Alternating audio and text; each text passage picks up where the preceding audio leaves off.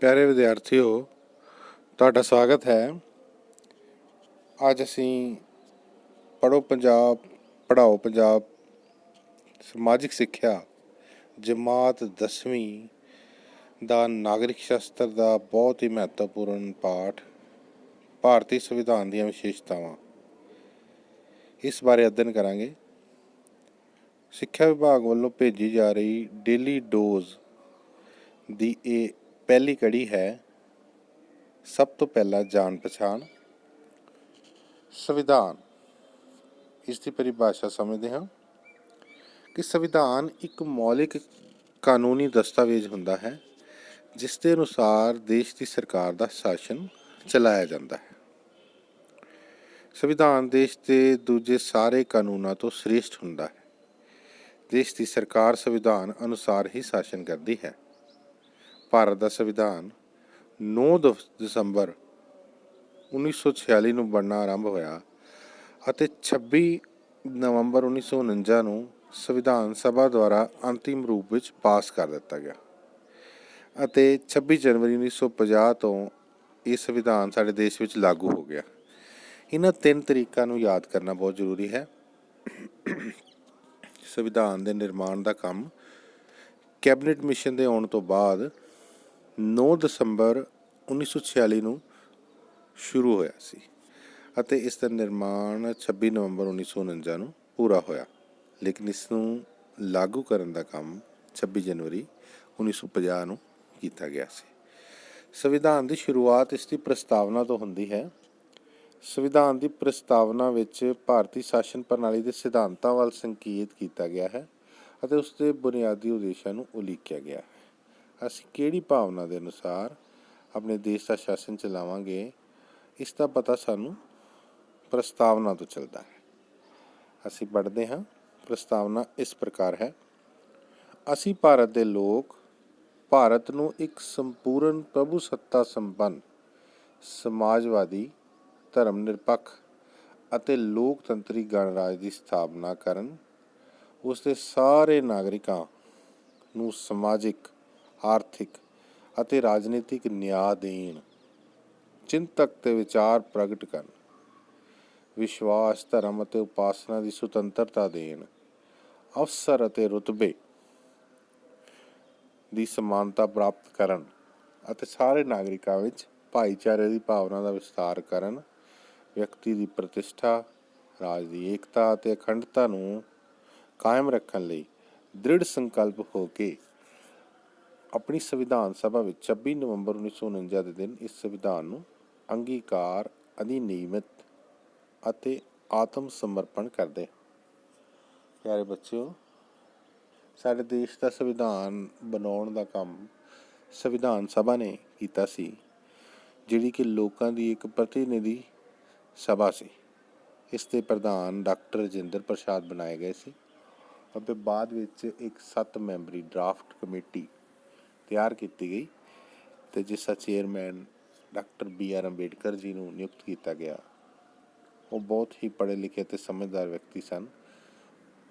ਇਸ ਕਮੇਟੀ ਨੇ ਸਾਰੇ ਸੰਸਾਰ ਦੇ ਵੱਖ-ਵੱਖ ਦੇਸ਼ਾਂ ਦੇ ਵਿੱਚ ਘੁੰਮ ਫਿਰ ਕੇ ਸਾਰਿਆਂ ਦੇ ਸੰਵਿਧਾਨਾਂ ਦਾ ਅਧਿਐਨ ਕੀਤਾ ਅਤੇ ਉਹਨਾਂ ਦੀਆਂ ਮੁੱਖ ਗੱਲਾਂ ਜਿਹੜੀਆਂ ਕਿ ਸਾਡੇ ਦੇਸ਼ ਦੇ ਸੱਭਿਆਚਾਰ ਦੇ ਅਨੁਸਾਰ ਉਪਯੁਕਤ ਸਨ, ਉਹਨਾਂ ਨੂੰ ਅਪਣਾਇਆ। ਉਪਰੋਕਤ ਪ੍ਰਸਤਾਵਨਾ ਵਿੱਚ ਭਾਰਤ ਨੂੰ ਪ੍ਰਭੂਤਾਸ਼ਾਲੀ ਸਮਾਜਵਾਦੀ ਧਰਮ ਨਿਰਪੱਖ ਅਤੇ ਲੋਕਤੰਤਰੀ ਗਣਰਾਜ ਘੋਸ਼ਿਤ ਕੀਤਾ ਗਿਆ।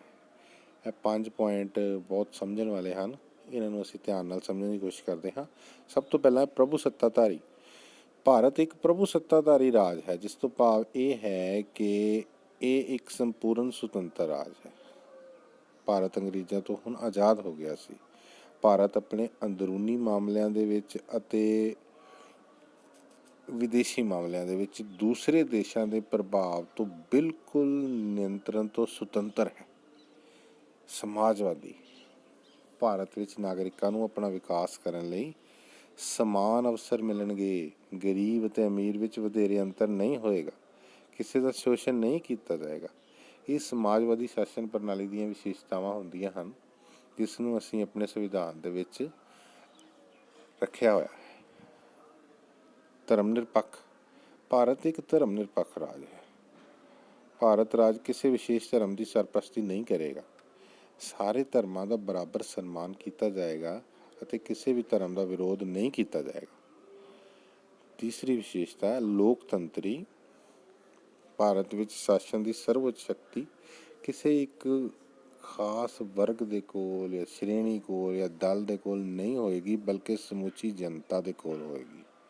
ਸਰਕਾਰ ਆਪਣੇ ਕਾਰਜਾਂ ਅਤੇ ਨੀਤੀਆਂ ਲਈ ਲੋਕਾਂ ਸਾਹਮਣੇ ਜ਼ਿੰਮੇਵਾਰ ਹੋਏਗੀ। ਗਣਰਾਜ ਰਾਜ ਦਾ ਮੁਖੀ ਰਾਸ਼ਟਰਪਤੀ ਹੋਵੇਗਾ, ਜੋ ਬਾਦਸ਼ਾਹ ਦੀ ਤਰ੍ਹਾਂ ਜੱਦੀ ਨਹੀਂ ਹੋਵੇਗਾ, ਸਗੋਂ ਜਨਤਾ ਦੇ ਪ੍ਰਤੀਨਿਧੀਆਂ ਦੁਆਰਾ ਨਿਸ਼ਚਿਤ ਸਮੇਂ ਲਈ ਚੁਣਿਆ ਜਾਵੇਗਾ। ਗਣਰਾਜ ਨੂੰ ਗਣਤੰਤਰ ਵੀ ਕਹਿੰਦੇ ਹਨ। ਤੇ ਗਣਤੰਤਰ ਵਿੱਚ ਕੀ ਹੁੰਦਾ ਹੈ ਕਿ ਰਾਜ ਦਾ ਜੋ ਸੰਵਿਧਾਨਿਕ ਮੁਖੀ ਹੁੰਦਾ ਹੈ, ਇੰਗਲੈਂਡ ਵਿੱਚ ਤਾਂ ਇਹ ਬਾਦਸ਼ਾਹ ਜਾਂ ਮਹਾਰਾਣੀ ਹੁੰਦੀ ਹੈ, ਜਿਸ ਦਾ ਕਿ ਅਹੁਦਾ ਜੱਦੀ ਹੁੰਦਾ ਹੈ। ਲੇਕਿਨ ਭਾਰਤ ਨੇ ਇਹ ਫੈਸਲਾ ਕੀਤਾ ਕਿ ਸਾਡੇ ਦੇਸ਼ ਦਾ ਸੰਵਿਧਾਨਿਕ ਮੁਖੀ ਰਾਸ਼ਟਰਪਤੀ, ਉਸ ਦਾ ਜਿਹੜਾ ਅਹੁਦਾ ਹੈ ਉਹ ਜੱਦੀ ਨਹੀਂ ਹੋਏਗਾ, ਬਲਕਿ ਉਸ ਨੂੰ ਜਨਤਾ ਦੇ ਪ੍ਰਤੀਨਿਧੀਆਂ ਦੁਆਰਾ ਚੁਣਿਆ ਜਾਏਗਾ। ਇੱਕ ਨਿਸ਼ਚਿਤ ਸਮੇਂ ਤੋਂ ਬਾਅਦ ਉਸ ਨੂੰ ਬਦਲ ਦਿੱਤਾ ਜਾਏਗਾ। ਯਾਨੀ ਕਿ ਰਾਸ਼ਟਰਪਤੀ ਦੀ ਚੋਣ 5 ਸਾਲ ਲਈ ਕੀਤੀ ਜਾਂਦੀ ਹੈ ਅਤੇ ਉਸ ਤੋਂ ਬਾਅਦ ਇਲੈਕਸ਼ਨਾਂ ਦੇ ਵਿੱਚ ਉਸ ਨੂੰ ਬਦਲਿਆ ਜਾ ਸਕਦਾ ਹੈ। ਅਸੀਂ ਹੁਣ ਅਭਿਆਸ ਕਰਾਂਗੇ ਸੰਵਿਧਾਨ ਤੋਂ ਕੀ ਭਾਵ ਹੈ। ਬੇਟਾ ਸ਼ੁਰੂ ਵਿੱਚ ਹੀ ਅਸੀਂ ਪੜ੍ਹਿਆ ਹੈ ਕਿ ਸੰਵਿਧਾਨ ਇੱਕ ਮੌਲਿਕ ਕਾਨੂੰਨੀ ਦਸਤਾਵੇਜ਼ ਹੈ, ਜਿਸ ਦੇ ਦੁਆਰਾ ਸਾਡੇ ਦੇਸ਼ ਦਾ ਸ਼ਾਸਨ ਪ੍ਰਬੰਧ ਜਾਂ ਪ੍ਰਸ਼ਾਸਨ ਚਲਾਇਆ ਜਾਂਦਾ ਹੈ। ਪ੍ਰਸਤਾਵਨਾ ਕਿਹਨਾਂ ਸ਼ਬਦਾਂ ਤੋਂ ਸ਼ੁਰੂ ਹੁੰਦੀ ਹੈ? ਸਾਡੇ ਦੇਸ਼ ਦੀ ਸੰਵਿਧਾਨ ਪ੍ਰਸਤਾਵਨਾ ਅਸੀਂ ਭਾਰਤ ਦੇ ਲੋਕ, ਇਹਨਾਂ ਸ਼ਬਦਾਂ ਤੋਂ ਸ਼ੁਰੂ ਹੁੰਦੀ ਹੈ। ਗਣਰਾਜ ਤੋਂ ਕੀ ਭਾਵ ਹੈ? ਗਣਰਾਜ ਜਿਸ ਦੇਸ਼ ਦਾ ਸੰਵਿਧਾਨਿਕ ਮੁਖੀ ਲੋਕਾਂ ਦੁਆਰਾ ਚੁਣਿਆ ਜਾਂਦਾ ਹੈ, ਉਸ ਦਾ ਅਹੁਦਾ ਜੱਦੀ ਨਹੀਂ ਹੁੰਦਾ, ਉਸ ਨੂੰ ਗਣਰਾਜ ਕਹਿੰਦੇ ਹਨ। ਅਤੇ ਜਿੱਥੇ ਅਹੁਦਾ ਜੱਦੀ ਹੁੰਦਾ ਹੈ ਉਸ ਨੂੰ ਰਾਜਤੰਤਰ ਕਹਿੰਦੇ ਹਨ। ਬਹੁ ਵਿਕਲਪੀ ਪ੍ਰਸ਼ਨ ਦੇਖਦੇ ਹਾਂ। ਪਹਿਲਾ ਹੈ ਭਾਰਤੀ ਸੰਵਿਧਾਨ ਕਦੋਂ ਬਣਨਾ ਸ਼ੁਰੂ ਹੋਇਆ? ਸੋ 4 ਆਪਸ਼ਨਾਂ ਨੇ, ਇਹਨਾਂ ਦੇ ਵਿੱਚੋਂ ਅਸੀਂ ਦੇਖਦੇ ਹਾਂ ਕਿ 9 ਦਸੰਬਰ 1946 ਇਹ ਆਪਸ਼ਨ ਸਹੀ ਹੈ। ਜਦੋਂ ਭਾਰਤੀ ਸੰਵਿਧਾਨ ਬਣਨਾ ਸ਼ੁਰੂ ਹੋਇਆ ਸੀ। ਅਤੇ ਭਾਰਤੀ ਸੰਵਿਧਾਨ ਲਾਗੂ ਕਦੋਂ ਕੀਤਾ ਗਿਆ? 26 ਜਨਵਰੀ 1950 ਨੂੰ, ਜਿਸ ਦਿਨ ਅਸੀਂ ਗਣਤੰਤਰ ਦਿਵਸ ਮਨਾਉਂਦੇ ਹਾਂ, ਉਦੋਂ ਲਾਗੂ ਕੀਤਾ ਗਿਆ ਸੀ। ਖਾਲੀ ਥਾਵਾਂ ਭਰੋ। ਡੈਸ਼ ਇੱਕ ਮੌਲਿਕ ਕਾਨੂੰਨੀ ਦਸਤਾਵੇਜ਼ ਹੈ ਜਿਸ ਦੇ ਅਨੁਸਾਰ ਦੇਸ਼ ਦੀ ਸਰਕਾਰ ਦਾ ਸੰਚਾਲਨ ਕੀਤਾ ਜਾਂਦਾ ਹੈ। ਸੰਵਿਧਾਨ। ਦੂਸਰਾ, ਰਾਜ ਦਾ ਮੁਖੀ ਰਾਸ਼ਟਰਪਤੀ ਜੋ ਹੈ ਉਹ ਹੋਵੇਗਾ, ਜੋ ਬਾਦਸ਼ਾਹ ਦੀ ਤਰ੍ਹਾਂ ਜੱਦੀ ਨਹੀਂ ਹੋਵੇਗਾ, ਸਗੋਂ ਜਨਤਾ ਦੇ ਪ੍ਰਤੀਨਿਧੀਆਂ ਦੁਆਰਾ ਨਿਸ਼ਚਿਤ ਸਮੇਂ ਲਈ ਚੁਣਿਆ ਜਾਏਗਾ। ਸੋ ਰਾਜ ਦਾ ਮੁਖੀ ਰਾਸ਼ਟਰਪਤੀ ਹੈ, ਜਿਸ ਨੂੰ ਕਿ ਅਸੀਂ 5 ਸਾਲ ਲਈ ਚੁਣਦੇ ਹਾਂ। ਪਿਆਰੇ ਵਿਦਿਆਰਥੀਓ, ਅਭਿਆਸ ਦੇ ਇਹਨਾਂ ਪ੍ਰਸ਼ਨਾਂ ਨੂੰ ਤੁਸੀਂ ਆਪਣੀ ਕਾਪੀਆਂ 'ਤੇ ਲਿਖ ਲੈਣਾ ਅਤੇ 2 ਜਾਂ 3 ਵਾਰ ਇਸ ਪਾਠ ਦੀ ਦੁਹਰਾਈ ਕਰ ਲੈਣਾ। ਮੈਨੂੰ ਆਸ ਹੈ ਤੁਹਾਨੂੰ ਇਹ ਪਾਠ ਸਮਝ ਆ ਗਿਆ ਹੋਵੇਗਾ। ਧੰਨਵਾਦ। Thank you.